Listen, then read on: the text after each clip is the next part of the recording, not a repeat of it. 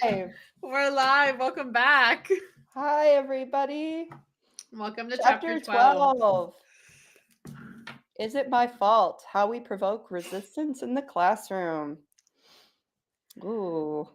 This was a good chapter. They're all good chapters, but this was a really good chapter. I think this is a chapter, and I think I said this last chapter too. I was like, last chapter, it was my favorite chapter. I resonated with it so much. And now, is this your new favorite chapter? Yeah, because it talks about how we can resist as teachers. Mm-hmm. The That's very system. on brand for you. I know. Yeah, so I was like, all right, Eric, go. I wish people could all see you on the podcast right now. Go back and watch the live of this just to see Brittany's posturing right there. Yeah, all right, Eric. Oh, gosh. We're ready. I was going to say something else, too. Yeah, we just had the conclusion. Oh, that's the right? next episode? Yeah. Yeah, the conclusion and then the interview. And then I think we might have a wrap-up episode, too. We have to look back at our scheduling. But we're almost at the end of this book, which means that we'll have to pick out another book for season 3. So, listeners, if you have any suggestions for a book study you want us to do for our 3rd season, let us know. Message them, comment them, because we got to get that one in the works, too. Yeah. I mean, if we really wanted to blow people out of the water, we could do Paulo Freire, Pedagogy of the Oppressed. That's a staple in the resistor community. I feel like we like to blow people out of the water. We do. Well, that one would do it for kind sure. of what we do. It's aligned with our name, Ignite. Well, so when Brittany and I were first trying to come up with a name for the podcast. No, this wasn't for the podcast. That wasn't for the podcast. This was for, the programs we were gonna give to schools. No, because this was before then. This is last year, I think. We were coming up with names. Maybe you're thinking of another story with our name. Okay. But I'm thinking of this one right now. Where are you talking about the email signature? No, I'm talking about you saying ignite your school. Ignite your school. Ignite yourself. So we had a brain dump, okay? No judgment. Brittany and I were okay, set a timer for 10 minutes and we're just going to come up with names. And then I had ignited and I just kept running with it. And it was ignite yourself, ignite your school. And she was we cannot call our podcast Ignite Yourself or Ignite Your School. Yeah, that will not go over well. Oh, man. People would be very confused. We would need some big liability forms for that. Okay. So, chapter 12. Let's dive in. You got the first summary. Let me get my timer. Oh, my gosh. You ready? Okay. Let me get my summary sheet up here. Okay. All right. Okay. Yeah. All right. On your mark, get set, summarize. So if chapter 12, Is It My Fault? How We Provoke Resistance in the Classroom, looks at the ways that teachers and the system provoke, just restating the chapter title, provoke resistance in the classroom through squashing resistance, through creating rules that work to squash behavior instead of promoting positive behavior, through going with harmful systems like tracking, or school of choice, or being silent on the obvious inequity that exists in schools today. Behaviorism was touched on, how we look to, or how we try to control students through coercive tactics and means, in the sake of classroom management and learning. And really we should be promoting resistance or working with it if we want to create students that, or um, we want to foster environments that allow students to develop democratic thinking, which involves challenging systems and authority. Um, it talked about PBIS and rewards and punishment and how we're using we're squashing. There's a lot of squashing going on. Squashing intrinsic motivation through the use of extrinsic motivators and punishments, and all of those things You're in promote overtime resistance. now. I know. Well, I felt like I had to wrap up that thought. You did. Yeah, you had to finish that Yeah. thought. Yeah. Also, I really like the ambiance you're creating with the swing Thank right you. now. Okay, so here's a fun fact. I had my workshop last night, and Mhm. it's like the workshop presenting, preparing for it, it can get very overwhelming, You don't have overstimulating. to tell me. I know. This is For the most of our audience, audience. though. Yeah. Yeah.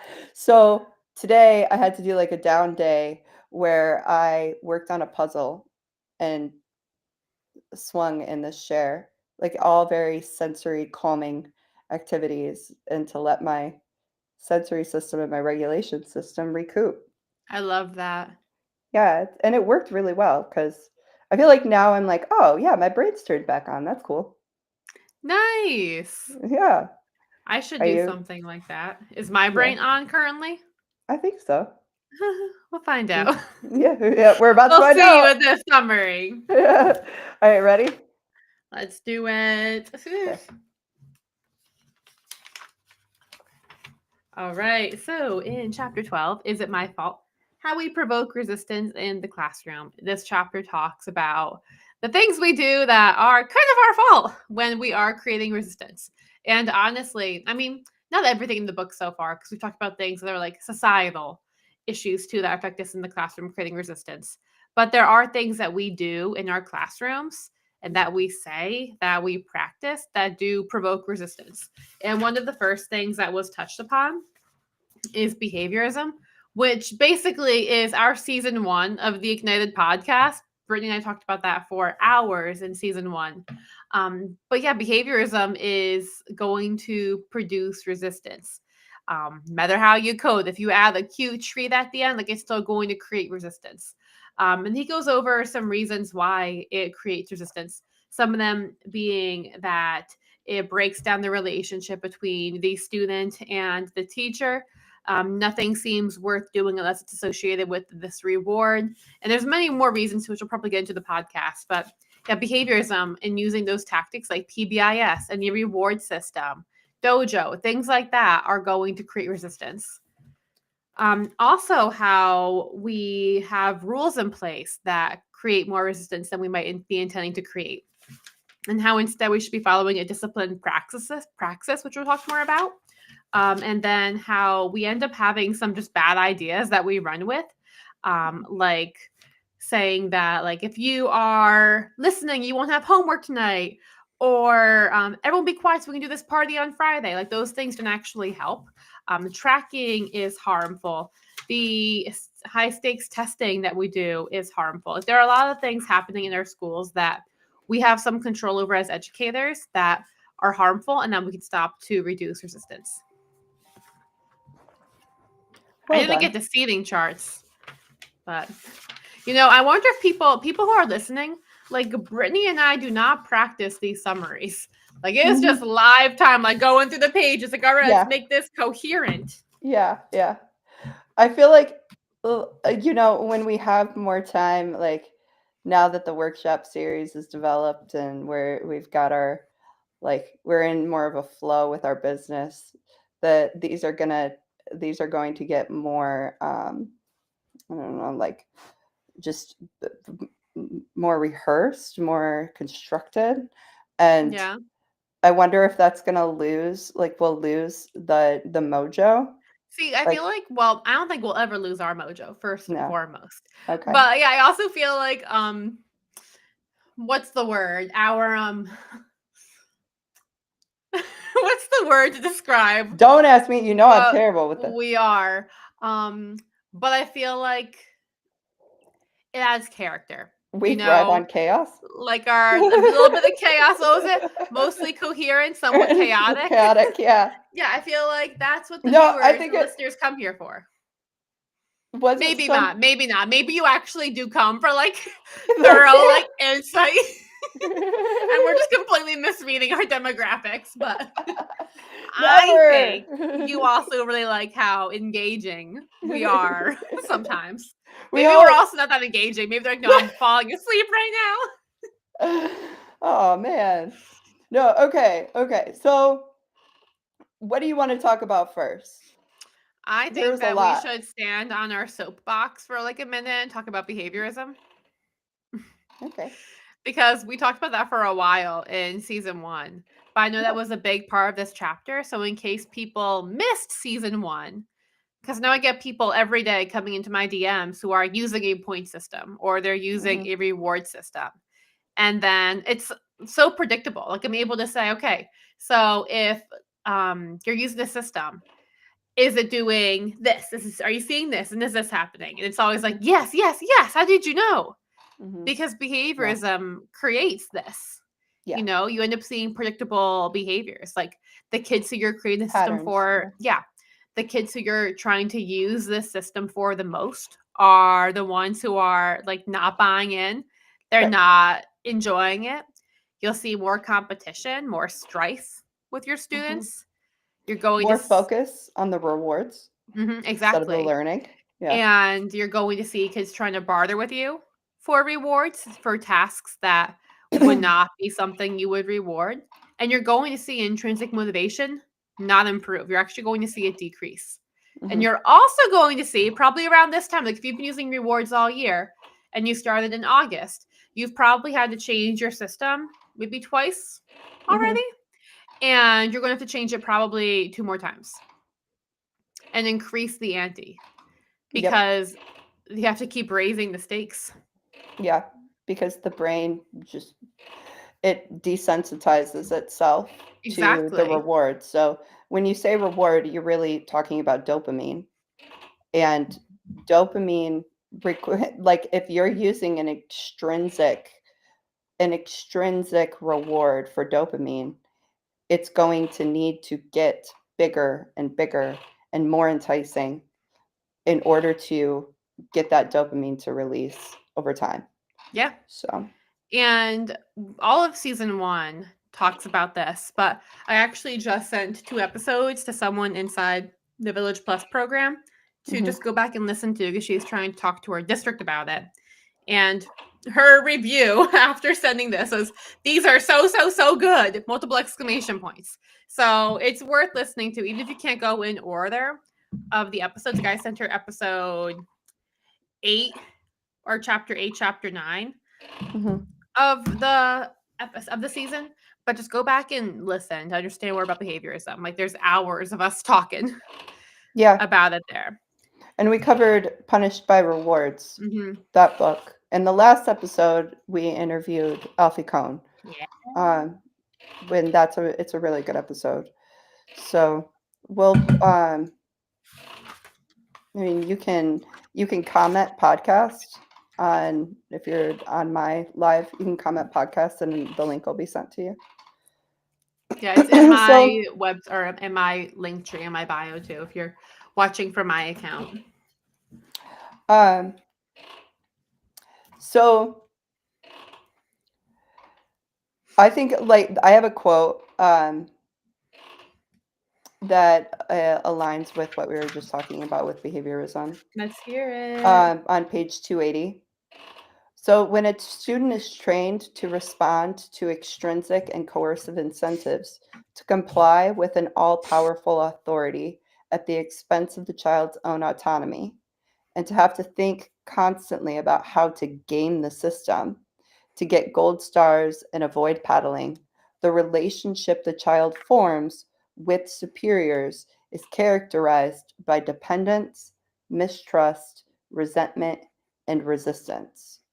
Forget to give students lollipops when they do something good, but instead give candy to others for doing something only marginally good, and those forgotten students will no longer want to do the good thing anymore.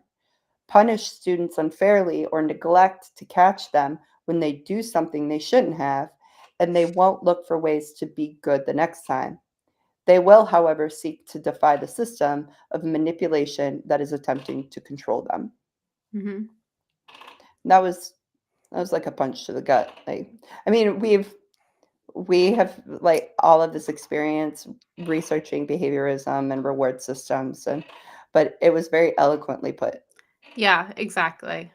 Yeah. Yeah, we got those gut punches a year ago. Yes. Oof. That was our first rodeo, that book. Man. Yeah. Yeah, and I was just gonna say something else about. Oh, I wanted to say that you picked this one of the same quotes as me again, which we should also really make that bingo card for this. But No. the second quote I have, or second quote for this episode, Mhm. is from that same page, but further down about consequences. Because the new Mm. language, like people don't say I'm giving my students a punishment. They No. say I'm giving them a consequence. Yeah. But your consequence is a punishment. And then I also have teachers coming to me in my messages who are struggling with logical consequences Mm. because they want their consequences to be logical. But a logical consequence, guys, you are not going to create. A logical consequence you have no involvement in. Like Mhm. it just happens. And so we run into this issue where, okay, if little Brittany throws her book across the room and says, I hate your guts, what's the logical consequence for that? Do you want me to answer? You sure? Okay. So if I throw my book around or across the room and it gets wrecked, hmm that would be a logical consequence. Yeah. But then you're Um, only really addressing the book. right. You're not really addressing what happened. And like, obviously in the classroom, you're like, okay, if a kid's like throwing a book and yelling, like, we got to figure out what's happening there. Okay. And so if you just rely on those logical consequences and don't actually dive in, you're actually going to get where you want to go. Okay. So if I throw the book and I create harm with another individual, like this is where I don't like the word consequence because it hmm shouldn't be about reducing a behavior. I don't like to focus on because that's not as effective as focusing on increasing the behavior, right? Yeah. But then you get it misconstrued with rewarding. But Yeah. that's not It's a what different way of increasing the looking at behavior it. is. Yeah. Mhm. Um, and So what would be your suggestion then? before I even get to that, let me read this quote, Mm, I think, and then we'll get back to this okay. conversation. But it says if educators adopt the language of consequences in air quotes in an attempt to distance themselves from behaviors practices, but persist in causing unrelated pain or suffering whenever a transgression has occurred. For example, because of your graffiti, you will not be allowed to go to the prom. It is still behaviorist manipulation. And so, what I want to say about that is that if you are still attaching something that's not directly correlated to what transpired, you're creating this punishment. It's not Mm, it's maybe you can call it the consequence if you want to, but it's a punishment. The kid's not going to connect with it. It's not going to actually teach the lesson and give the message that you want to send. If a kid graffitis in the bathroom and they miss out on prom, they're not going to think I shouldn't have graffitied. They're going to think I shouldn't have gotten caught. right. Yeah. Like when you're actually sending the messages we want to send with some of the practices that we're engaging in, which might be a good segue for one of the things that we were talking about on here beforehand, which was seating charts and cooperative grouping. Because Mm, these are things that we end up doing in our classrooms, and we're like, oh, this is like a good idea. But then it ends up backfiring on us sometimes. yeah. Um, so he says that we should always be using seating charts, and that he's not the first person that I've read. Mhm. Um, Daniel Sobel in his book, Inclusive Classrooms, he talked about seating charts too because it reduces the anxiety that neurodivergent kids feel in trying to navigate like the unstated social norms and expectations of going in and choosing where you sit. Like, that can be very anxiety inducing Yeah. for students, and I totally get that. Like, it feels like everybody's staring at you, and you're like, "Oh my god, where do I sit? Where d should does somebody s does somebody normally sit here? Should I sit in the back? Should I sit in the front?" Um, and I'm a big proponent of autonomy, which we were talking about before we even got on here. And in my classroom, I had I used seating charts for like the first part of my career, and then I moved to the students choosing where they sit. And then by my last year, I was letting the kids sit anywhere in the room. Um, and I'd have discussions with the students about, okay, like, this is what you're going to have to do. This is what you're going to need to be able to do. You're going to need to be able to hear me. You're going to need to be able to see the board. You're going to need to be able to see this area over here. You're going to need to be able to focus on me, like, and not get easily distracted by the window. And having those conversations now, like, now that I'm like talking about it again, that did solve a lot of my problems because it just brought in the awareness that the students are going to need to have to do these specific things. Um, and I also had students vote on whether they wanted me to assign the seats or if they wanted to just keep um, choosing where they sit. And honestly, most of the time, the students wanted me to assign seats. Mhm. So, like, that's I guess that's a way that you can add in some autonomy if you do plan on, I don't know, like, using seating charts, but you always when my advice to anybody, um, my advice to any teacher is that you focus on inclusion, you focus on making sure that the learning is accessible over squashing behavior when you're choosing your seats. Mhm. Your first thought shouldn't be like, "Oh, I can't sit so and so together." It should be who needs to sit up front because they have vision issues, or who needs to sit up front because they have hearing issues. Who shouldn't sit by the heater because they get overheated. Yeah. Yeah. And I think a lot of it comes down to the lens that you look at Mm, your classroom and your students through, like even in mhm, this example. And we talked about wanting to clarify this with Eric when we bring him on the podcast in a couple of weeks. But the way you're looking at your seating chart, you're not using it as a method of control, mhm. and even when you're giving it when you weren't using it, you weren't using it to be like the cool teacher, which is what he described in the book. Oh, the bargaining. Yeah, Yeah. bargaining teacher. You're using it to support your students. Mhm. And I think that's what it comes down to. It's like the root of what you're doing. But we also can clarify that with him as well. Yeah. There was something else I mentioned. Collaborative grouping. Oh, yeah, So these and are why we some, should yeah, like some issues that we might fall into with this. So if you're using collaborative grouping, these might be some mistakes that you're making that are leading to resistance. And this comes from page 294. So you might be assigning roles that are not very defined, or you're not assigning roles at all, which can make it hard for people to know what they need to do in the group. You might not be using timing cues well, or maybe are not using them at all. So it's hard for kids to know what's due and like what they should be accomplishing, and it can be stressful. Perhaps you're using tasks that are not actually designed for a group to work on, and they're just more of independent tasks. You're letting kids pick their own groups, which can lead to tension, disappointment, hurt feelings, and ostracism. And then you might not be teaching your kids the skills they need to succeed in these groups. Yeah. And that's actually right there, a little plug. That's my made from middle school curriculum. Like if you're like, I don't know where to start with these skills, that's inside my membership of the village, which you get access to if you join the village. Or if you do my course, let's not do that again, you get access to it for a couple months. And there's a whole curriculum in there which teaches your kids these skills. Mm. But yeah, these Well, are go ahead, Britt. I want to just give a couple tips if you are doing group work.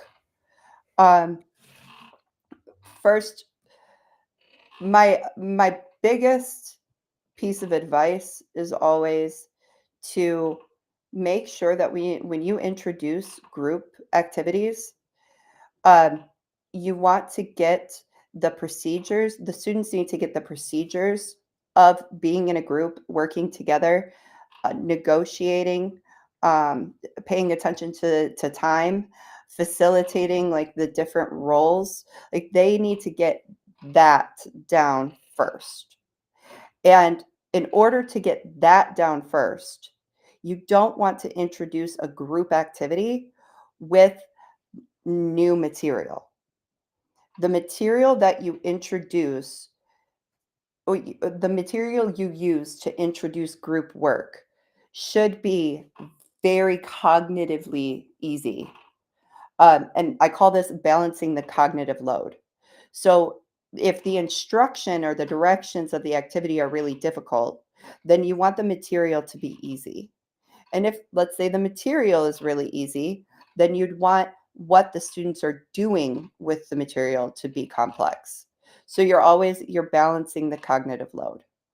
Um, too difficult of material while introducing a group, like introducing the group activity, that is going to overload your students. They're going to be overwhelmed, and it's going to end up in chaos because students are going to be cognitively overloaded. So balance the I like cognitive it. load. Balance the Yeah. cognitive load, guys. Hmm. Um, were there And other? I mean, we should touch. praxis. What was that? The praxis. Oh yeah, What lead page the was that way. on?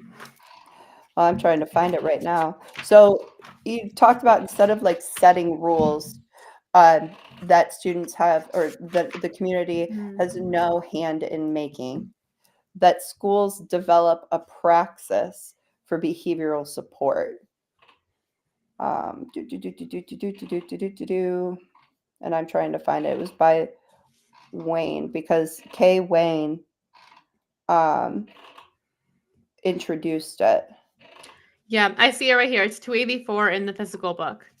Okay. But it says that this practice of discipline is the tricky but invaluable work of keeping alive the question, how are we to interact with one another here? To start this process, Yang recommends two things. First, a school community engaged in discipline praxis should seek to develop educators, not to protect them from students, because rules are frequently used to limit students' agency, often for reasons of safety, but sometimes oppressively. The goal in discipline praxis is to prepare adults in school to think critically, act with more cultural awareness, and pursue justice when using their power. And the second recommendation is that discipline praxis must involve sustained, serious self critique and reflection.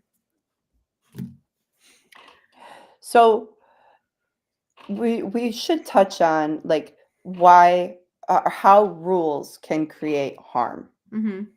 and create resistance, because I Yeah. feel like right now, with how severe behaviors are in schools, they're just like throwing out all of these rules and throwing out punitive practices and rewards and scrambling, and they're just staying in Yeah. what we call, and we hear from schools, Yeah. triage mode.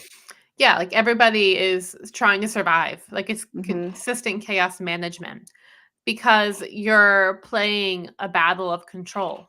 Hmm. You know, when you feel like things are out of hand, you're like, okay, what can I control more? Let me tighten things even more. Let me lock Hmm. down even more. Let me supervise. Let me surveil even more.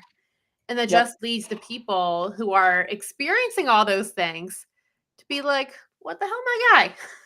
Right. And then they want to resist and fight back. So we're not saying anarchy, but we are saying that you need to make rules with the people who the Hmm. rules are affecting, which we also advocate for ourselves as adults, right?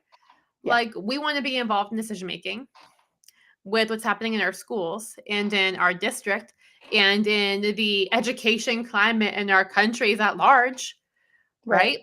right? Our students and their families are the same.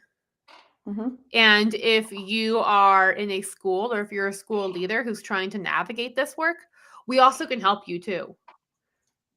So if you're Yeah. interested, reach out to us at ignitedpodcast@gmail.com. We'll also attach our email address in the description of this show. I will say that the best thing that I have experienced and I have coached on is interviewing students, knowing their strengths and their struggles, and then sitting down with them and creating classroom rules or boundaries together. And if your first thought is, I can't even get my kids to sit in a group and like, you know, listen or to sit down, you want to start bringing them together with easy, fun activities, getting them used to the space, getting them used to being collaborative. And then you're balancing the cognitive load. You're teaching them how to be in a group.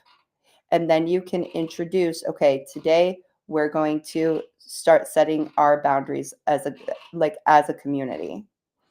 And he also, the book talks about like non-negotiable rules. There are going to be rules that you have to Yeah. enforce. Like a chemistry teacher can't be all willy-nilly about wearing safety goggles. Like that is just a non-negotiable rule. And you'll have those non-negotiable rules. You just have to explain why they're there. Like keep Yeah, that exactly. transparency and line of communication open. Yeah. We could move into our action steps now because I was just thinking that. I feel like that was we're fun. like Mhm. moving into the action step right now. So Mhm. what would your action step then be for teachers? To design your boundaries, your rules with the students. That is like that. If I could give one piece of advice, I think that it would be that. I like it. Mhm. I'm going to go a bit more meta, I guess, on this one and tell people that my action step is to think and analyze the rationale for what you're doing. So, like, if it's the rules, like, think about why you're making these rules. Do you feel like you're losing control? If you're using a reward system, think about why you're using it. Like, try to analyze your rationale for doing all these different things. And then when you can take that accountability for why you're trying to do these things, you can make a change. And that's empowering right there. So a really good exercise. Let's hear I tried it. yeah. So I remember when I tried this with you and we were there, and it kind of like it got into interrogating. So I don't. This Talk about the exercise is 7 called. whys. Yes. I knew it, which I'm also doing tonight. Are you? Here's the thing with Brittany and I, because like we both are in the same field, do the same thing. So Yeah. like she's coming at me with the 7 whys. I'm like, I know what you're doing. You're 7 whysing me. You can't pull this over on me. It's like an interrogation. Okay, so the 7 whys method is when it's used as a regulation activity, so you can find the root of your anxiety or your stressor. But it works so well with anything. Like if you Mhm. want to get to the root of why you're doing anything, use the 7 whys. And it's literally you keep asking yourself why until for 7 times. Honestly, like I don't know what about the 7 it is, but it's all about this. Like keep it to 7 and you Mhm. always end up getting to the right answer. Like it's usually like a mind-blowing answer too. Like Mhm. you're like, "Oh man, I didn't even notice that." So, Entering the subconscious. yeah, yeah. And you'll get to the root of your motivator. So for like creating rules, be like, okay, why am I creating this rule? So students don't run around chaotically.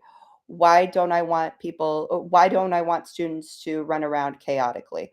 Like, and you just keep asking yourself that why, and you're going to Mhm. get to the root of what you really want. Yeah. I Mhm. like it. Yeah. All All right. right. Well, we will see you guys again in the next couple of weeks to finish off this season. And in the meantime, if you have any questions that you would want us to ask Eric DeShalis when we bring him onto the podcast, please direct message them to us at either our Ignite Instagram or their Instagrams personally, or you can email us. And in the meantime, hope you feel remoralized And re-energized. and go ignite yourself. Bye. That was my favorite ending ever. That was pretty good. That was